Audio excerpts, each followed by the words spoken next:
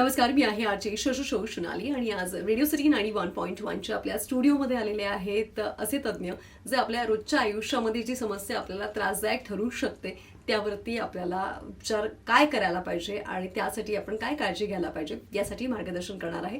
मागील 40 वर्षापासून पुण्यामध्ये एस हॉस्पिटल हे काम करत आहे.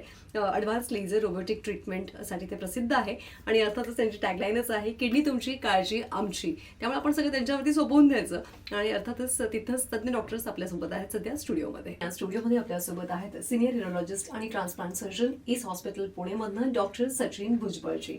सर, मग तुमच्याकडनं जाणून घ्यायचं आहे की जेव्हा पेशंट हे डायलिसिसवरती असतात तेव्हा ते किडनी ट्रान्सप्लांट करण्यासाठी घाबरतात, तर ही भीती त्यांची दूर होणं फार गरजेचं आहे, त्याबद्दल काय सांगाल? नक्कीच. ज्या पेशंटमध्ये किडनी फंक्शन खूप खराब झालेलं असतं अशा पेशंटमध्ये डायलिसिस आणि किडनी ट्रान्सप्लांट असे दोन पर्याय उपलब्ध असतात.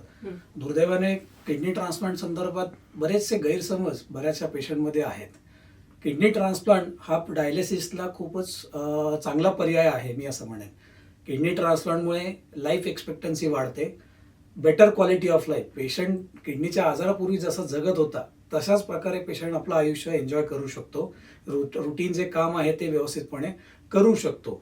तसेच जी ड्रगची रिक्वायरमेंट असते ती भरपूर कमी होते आणि सर्वात महत्त्वाचं म्हणजे खाण्यापिण्यावरची जी बंधनं डायलिसिसमुळे येतात ती किडनी ट्रान्सप्लांट केल्यामुळे ती नक्कीच खूप प्रमाणामध्ये कमी होतात. सो क्वालिटी ऑफ लाईफ जे आहे ते किडनी ट्रान्सप्लांटमुळे पेशंटचं खूपच सुधारतं. थँक्यू सर, ही माहिती दिल्याबद्दल. थँक्यू.